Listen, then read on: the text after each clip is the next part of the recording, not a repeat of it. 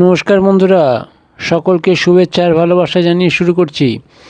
আজ বলবো মাইক্রোসফট ওয়ার্ডে ভিউ ট্যাবের অন্তর্গত ভিউস গ্রুপের মেনুগুলো সম্পর্কে। চলুন শুরু করি। প্রথমে সমান র্যান্ড এই কমান্ডের সাহায্যে কিছু লেখা আনবো। আনার পরে এইবারে দেখাবো যে কীভাবে ভিউজ গ্রুপটা আপনি গ্রুপের মেনুগুলি আপনি ব্যবহার করবেন। ভিউজ মানে হচ্ছে দেখানো। দেখবেন ভিউজ যে গ্রুপটা আছে সেই গ্রুপের একটি মেনু আছে প্রিন্ট লেআউট। আপনি যখনই লেখা আনবেন তখন প্রিন্ট লেআউট অলরেডি ডিফল্টে থাকবে, অর্থাৎ আপনি যা লেখা আনবেন তাই প্রিন্ট লেআউট ডিফল্ট হয়ে থাকবে। এমনি যদি আপনি অন্য ভিউগুলোতে মেনুগুলোতে যেতে চান, তাহলে যেমন রিড মোড, তাহলে রিড মোডে ক্লিক করুন। রিড মোডটা এসে যাবে। যতগুলো পাতা আপনি এনেছেন ততগুলো পাতা আপনার দেখা যাবে, একসাথে দুটো পেজ দেখা যাবে। দুটো পেজের পরে ডান দিকে দেখবেন একটি ক্লিক করার জায়গা আছে, সেখানে ক্লিক করবেন, অন্য পাতাগুলো তখন সঙ্গে সঙ্গে দেখা যাবে। ওকে, এবার এখান থেকে বেরোনোর জন্য ভিউজে যাবেন, গিয়ে এক্সিট ডকুমেন্ট দেখতে পাবেন। এক্সিট ডকুমেন্টে ক্লিক করবেন, সঙ্গে সঙ্গে প্রিন্ট লেআউটে আবার ফিরে আসবেন। প্রিন্ট লেআউট ভিউজের পরে আছে ওয়েব লেআউট। লেফট ক্লিক করবেন, করলে ওয়েবসাইটে যে সমস্ত পেজগুলো দেখা যায় সেই পেজে যেমন অবস্থা থাকে সেই অবস্থা এখানে আপনি দেখতে পাবেন। ওকে, এরপরে আছে আউটলাইন। আউটলাইনে লেফট ক্লিক করলে আউটলাইনের পেজের একটা অংশ দেখা যাবে এবং আউটলাইন ভিউটা দেখা যাবে। সেখানে এই আউটলাইনের একটি ক্লোজ বাটন আছে, সেই ক্লোজ বাটনে ক্লিক করবেন, সঙ্গে সঙ্গে সাধারণ পেজটা এসে যাবে, অর্থাৎ প্রিন্ট লেআউট এসে যাবে। ঠিক আউটলাইনের নিচে আছে ড্রাফট। ড্রাফটে ক্লিক করলে ড্রাফট অংশটা আপনি দেখতে পাবেন, অনেকটা আউটলাইনেরই মতো। ওকে, তাহলে ভিউজটা অর্থাৎ ভিউজ গ্রুপটা পুরোটা দেখালাম।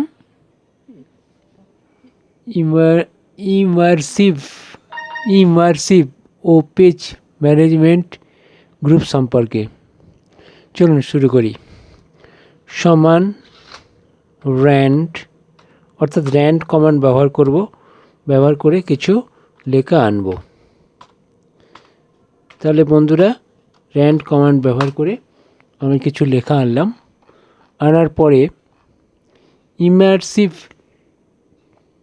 গ্রুপের প্রথমেই আছে ফোকাস। আমি ফোকাসে লেফট ক্লিক করলাম, সঙ্গে সঙ্গে পেজটা একটা অন্যরকম ফোকাসিংয়ের মতো চলে এলো, অর্থাৎ অন্যরকম একটা রূপ ধারণ করলো। এই রূপে আসলো। এই রূপে আপনি যতগুলো পেজ আছে দেখে নেবেন।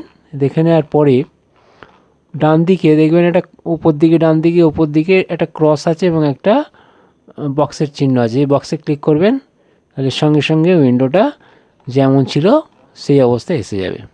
ওকে, এরপরে আছে ইমার্সিভ গ্রুপের ইমার্সিভ রিডারে ক্লিক করবেন, করলে দেখবেন লেখাগুলো কেমন অন্য ধরনের হয়ে গেছে, সেটা আপনি দেখবেন পেজটাকে। আর আছে ক্লোজ ইমার্সিভ রিডার, ওখানে ক্লিক করলেই যেমন ছিল পূর্বের অবস্থায় ফিরে আসবেন। এটা গেল ইমার্সিভ গ্রুপের কথা। এরপরে আছে পেজ ম্যানেজমেন্ট। পেজ ম্যানেজমেন্টের প্রথমে আছে ভার্টিক্যাল। দেখবেন ভার্টিক্যালটা ডিফল্টে সিলেক্ট হয়েই আছে। তারপরে আছে সাইড টু সাইড। এই মেনুটাতে ক্লিক করবেন, ক্লিক করলেই দেখবেন পেজগুলো একদম পাশাপাশি এসে গেছে। যটা পেজ আছে পাশাপাশি এসে গেছে, যাতে পড়ার সুবিধা হয় সেই মতো। মাইক্রোসফট ওয়ার্ডের ভিউ এই ট্যাবের অন্তর্গত রুলার, গ্রিড লাইন এবং নেভিগেশন প্যান অর্থাৎ শো গ্রুপের ruler, grid line, show, navigation pan সম্পর্কে। প্রথমে র্যান্ড কমান্ডের সাহায্যে কিছু লেখা পেজের মধ্যে আনব, যাতে করে সেই লেখাগুলোর সাহায্যে আমি ruler, grid line, navigation pan অর্থাৎ শো এই গ্রুপের মেনুগুলো দেখাতে পারি। ওকে, তাহলে কিছু লেখা আমি আনলাম।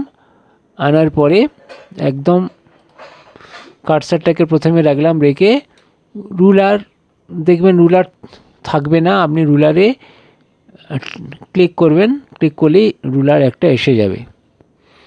এইবারে লেখার একটা শব্দকে সিলেক্ট করবেন, করে সেই শব্দটাকে এন্টার করে সেই শব্দটাকে সিলেক্ট করবেন, করে হোমে গিয়ে হেডিং 1-এ লেফট ক্লিক করবেন, করে নিলেন।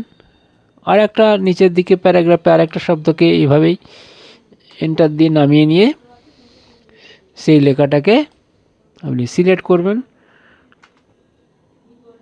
করে নিচের দিকে নামিয়ে নেবেন, নামিয়ে নিয়ে আবার সিলেক্ট করবেন, করে হেডিং 1 ক্লিক করবেন। করার পরে আবার আপনি ভিউতে ফিরে যাবেন, ফিরে গিয়ে গ্রিড লাইনে ক্লিক করবেন। গ্রিড লাইন মানে হচ্ছে পেজের মধ্যে ঘর ঘর অংশ। গ্রিড লাইন না চাইলে গ্রিড লাইনে আনচেক করে দেবেন, গ্রিড লাইনটা চলে যাবে। গ্রিড লাইনের ঠিক নিচে আছে নেভিগেশন প্যান, এই নেভিগেশন প্যানে আপনি ক্লিক করবেন। এখন দেখুন, যেই নেভিগেশন প্যানে ক্লিক করবেন একটা নেভিগেশন এসে যাবে এবং রুলার উপর দিকে এবং বাম দিকেও এসে যাবে। এই রুলারটা যদি আমি আনচেক করে দিই তাহলে রুলারগুলো উঠে যাবে, আবার চেক করলে এসে যাবে। এখন আমি দুটো হেডিং করেছিলাম, আমি হেডলাইন এখানে দুটো আপনি দেখতে পাবেন, যে যে হেডলাইন আপনি করবেন দেখতে পাবেন। আর তারপরে আছে পেজ, পেজে ক্লিক করলে এগুলো কিন্তু নেভিগেশনে আছে, নেভিগেশন প্যানে আছে। পেজে ক্লিক করলে যতগুলো পেজ আপনি নিয়েছেন ততগুলো পেজ আপনার দেখা যাবে। কোথায় দেখা যাবে? নেভিগেশন পেনে। আর নেভিগেশন পেন আনচেক করে দিলে নেভিগেশন পেন আর দেখা যাবে না, রুলার আনচেক করে দিলে রুলারও আর দেখা যাবে না। ভিউ ট্যাবের অন্তর্গত জুম এই গ্রুপের মেনু সম্পর্কে চলুন শুরু করি। প্রথমে র্যান্ড এই কমান্ডের সাহায্যে কিছু লেখা পেজের মধ্যে আনলাম। আনার পরে ভিউ ট্যাবের অন্তর্গত জুম গ্রুপের প্রথম মেনু জুমে লেফট ক্লিক করলাম, সঙ্গে সঙ্গে একটি ছোট উইন্ডো এসে গেল। এখানে দেখবেন ওপরের দিকে আছে জুম 200 আর নিচের দিকে আছে 75%, 200 বা 200%-এ লেফট ক্লিক করলাম, করে ওকে করলাম, সঙ্গে সঙ্গে লেখাটা জুম হয়ে গেল। আবার জুমে লেফট ক্লিক করলাম, করে 100-তে না করে 75%-এ করলাম, করে ওকে করলাম, সঙ্গে সঙ্গে পেজের লেখাগুলো ছোট হয়ে গেল। এছাড়া আরও যদি জুম করতে চান তাহলে জুমে লেফট ক্লিক করবেন, করে দেখবেন একটা ড্রপডাউন আছে, সেই ড্রপডাউনটার ওপরটা ক্লিক করলে পার্সেন্টেজ বাড়বে আর নিচেরটা ক্লিক করলে পার্সেন্টেজ কমে যাবে। আপনার পছন্দ মতো পার্সেন্টেজ বাড়িয়ে নিয়ে ওকে করুন, সেই অনুযায়ী পেজটা জুম হয়ে যাবে। এরপরে দ্বিতীয় মেনু আছে 100%। আমরা যদি জুম করে অনেক বাড়িয়ে ফেলি বা অনেক কমিয়ে ফেলি তাহলে এই 100%-এ ক্লিক করলেই পেজটা স্বাভাবিক অবস্থায় ফিরে আসবে। এরপরে জুমে গ্রুপের উপরের দিকে আছে দেখবেন 1 পেজ, অর্থাৎ 1 পেজে ক্লিক করলে পেজটা 1 পেজের মতো ছোট হয়ে গিয়ে দেখাবে। ওকে, ঠিক 1 পেজের নিচে আছে মাল্টিপল পেজেস, এই মাল্টিপল পেজেসে ক্লিক করবেন। আপনার যতগুলো পাতা আছে ততগুলো পরপর কয়েকটা দেখানোর চেষ্টা করবে। ওকে, 100% আবার ক্লিক করলাম, করে পেজটাকে আনলাম। এরপরে আছে মাল্টিপল পেজের নিচে আছে পেজ উইথ, অর্থাৎ এই পেজ উইথে ক্লিক করলে পেজটা অনেকটাই জুম আকারে দেখাবে। আবার যদি পুনরাবস্থায় ফিরে পেতে চান তাহলে 100%-এ ক্লিক করবেন, পেজটি যেমন ছিল তেমন হয়ে যাবে। জুম মেনু সম্পর্কে বললাম। ভিউ এই ট্যাবের অন্তর্গত। জুম গ্রুপের সব মেনুগুলো সম্পর্কে বললাম। প্রথমে সমান র্যান্ড এই কমান্ড প্রয়োগ করে আমি কিছু লেখা পেজে আনলাম। আনার পরে ভিউ ট্যাবের অন্তর্গত উইন্ডোতে গেলাম। উইন্ডোর প্রথমেই আছে নিউ উইন্ডো। আমি এখন যে উইন্ডোতে আছি এইটা ছাড়াও আরও যদি উইন্ডো আনতে চাই তাহলে নিউ উইন্ডোতে ক্লিক করব। যেই নিউ উইন্ডোতে ক্লিক করলাম সঙ্গে সঙ্গে আরও একটা উইন্ডো এসে গেল। এখন কিন্তু আমরা বুঝতে পারছি না কটা উইন্ডো এলো। আপাতত দুটো উইন্ডো এসেছে। আমি নিউ উইন্ডোতে আরও একবার ক্লিক করলাম, সঙ্গে সঙ্গে উইন্ডো আরও একটা এসে গেল। তো টোটাল 3টে উইন্ডো আমি, প্রথম একটা উইন্ডো ছিল, তারপরে আমি দুটো উইন্ডো এনেছি নিউ উইন্ডোতে ক্লিক করে। এখন আমি যদি অ্যারেঞ্জ অল অর্থাৎ উইন্ডোর গ্রুপের অ্যারেঞ্জ অলে ক্লিক করি তাহলে 3টে উইন্ডো আমরা দেখতে পাবো নিচে নিচে। আর ঠিক উইন্ডোজ যে গ্রুপটা আছে অ্যারেঞ্জ অলের পরে আছে স্প্লিট, তারপরে আছে ভিউ সাইড বাই সাইড। এই ভিউ সাইড বাই সাইডে লেফট ক্লিক করলাম, করে ওকে করে দিলাম। সঙ্গে সঙ্গে 3টে উইন্ডো পাশাপাশি দেখা গেল। এইভাবে আপনারা পাশাপাশি দেখার সুবিধা করে নিতে পারবেন। ওকে, এরপরে উইন্ডোজের যে মেনুটা আছে সেই মেনুতে গিয়ে আমি আবার অ্যারেঞ্জ অলে ক্লিক করলাম, সঙ্গে সঙ্গে নিচে নিচে উইন্ডোগুলো এসে গেল। এরপরে দেখুন উইন্ডোজের ভিউ সাইড বাই সাইড এর ঠিক নিচে আছে সিঙ্ক্রোনামাস স্ক্রলিং। এখানে আমি ক্লিক করলাম। যেই ক্লিক করলাম সঙ্গে সঙ্গে 3টের যে উইন্ডো আছে সেই 3টে উইন্ডো আলাদা আলাদা আমি স্ক্রল করতে পারবো। অর্থাৎ একটা স্ক্রল করলে অন্যগুলো হবে না, আমি আলাদা আলাদা স্ক্রলগুলো করতে পারবো। ঠিক তার নিচে আছে রিসেট উইন্ডোজ পজিশান। এখানে আমি ক্লিক করলাম, উইন্ডোগুলো আবার সাইড বাই সাইড হয়ে গেল। ওকে, আমি এরপরে উইন্ডোজে আবার গেলাম, গিয়ে আমি নিউ উইন্ডোতে ক্লিক করলাম, সঙ্গে সঙ্গে আর একটা উইন্ডো এসে গেল। আমি এরপরে আবার উইন্ডোতে গেলাম, গিয়ে অ্যারেঞ্জ অলে লেফট ক্লিক করলাম। এখন আমার উইন্ডোজ এর সংখ্যা হলো 4, মানে 4টে উইন্ডো আমি পরপর দেখতে পাবো। এরপরে আমি যদি ঠিক উইন্ডোজের শেষ যে মেনুটা আছে সুইচ উইন্ডো, ওর একটা ড্রপডাউনে যদি ক্লিক করি তাহলে 4টে উইন্ডো আমি দেখতে পাবো, 1 2 3 4।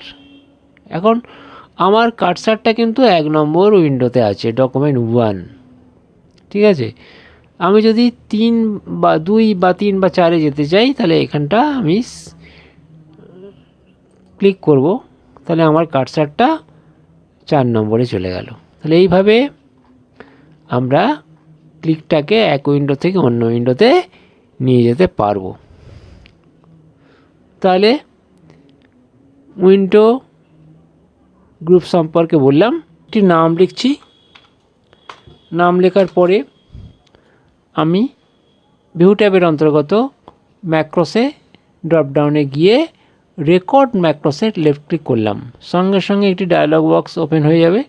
সেখানে দেখবেন প্রথমেই আছে ম্যাক্রোনেম। ম্যাক্রোনেম আপনারা দিতেও পারেন, নাও দিতে পারেন। ডিফল্টে যে নামটা আসবে ম্যাক্রো 1 ইত্যাদি আসবে, সেটা আপনি রেখে দেবেন। আমি এখানে রেখে দিলাম। দিয়ে ওই ডায়লগ বক্সে দেখবেন একদিকে আছে বাটম আর একদিকে আছে কিবোর্ড। আমি এটি কিবোর্ডে লেফট ক্লিক করলাম, করলে আর একটা ডায়লগ বক্স এসে গেল। তাতে আপনি কাস্টমাইজ কিবোর্ড অর্থাৎ শর্টকাট কিবোর্ড দিতে পারেন। যে শর্টকাট কিবোর্ডের সাহায্যে, শর্টকাট কিয়ের সাহায্যে আপনি সহজেই ম্যাক্রোকে রান করাতে পারবেন। তবে এমন কিছু শর্টকাট দেবেন না যেগুলো সাধারণত বেশি ব্যবহৃত হয়, যেমন ধরুন Ctrl+C, Ctrl+V, এগুলো বাদে যেগুলো একদম ব্যবহার হয় না সেই ধরনের শর্টকাট দেবেন। আমি এখানে Ctrl+Shift এবং Q দিলাম, সঙ্গে সঙ্গে Ctrl+Shift+Q এসে গেল। এই যে ডায়লগ বক্স আছে নিচে দেখবেন অ্যাসাইন লেখা আছে, এই অ্যাসাইনে লেফট ক্লিক করবেন, করলে দেখবেন কারেন্ট কি বলে একটি আছে, তাতেই এই Ctrl+Shift+Qটা এসে যাবে। এইবারে আমি ওই ডায়লগ বক্সটাকে ক্লোজ করে দিলাম। দেওয়ার পরে দেখবেন রেকর্ড হওয়ার জন্য মাউসের কীরকম কার্সারের পরিবর্তন হয়েছে। আমি এখন রেকর্ড করছি।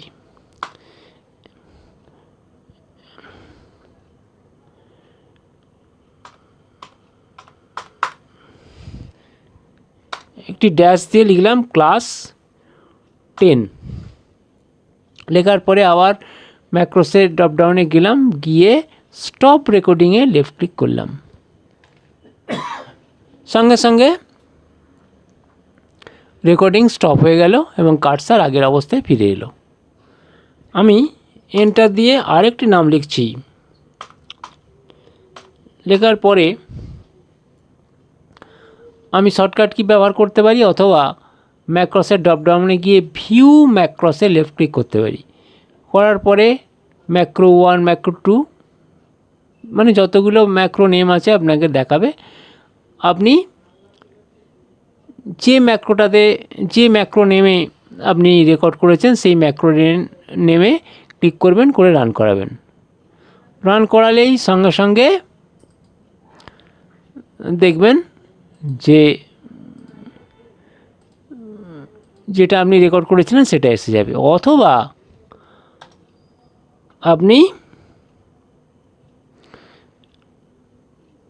শর্টকাট কি ব্যবহার করে অর্থাৎ Ctrl+Shift+Q ব্যবহার করে আপনি রেকর্ডটা আনতে পারবেন, অর্থাৎ বারবার আপনি ম্যাক্রোকে শর্টকাট কিয়ের মাধ্যমে চালাতে পারবেন।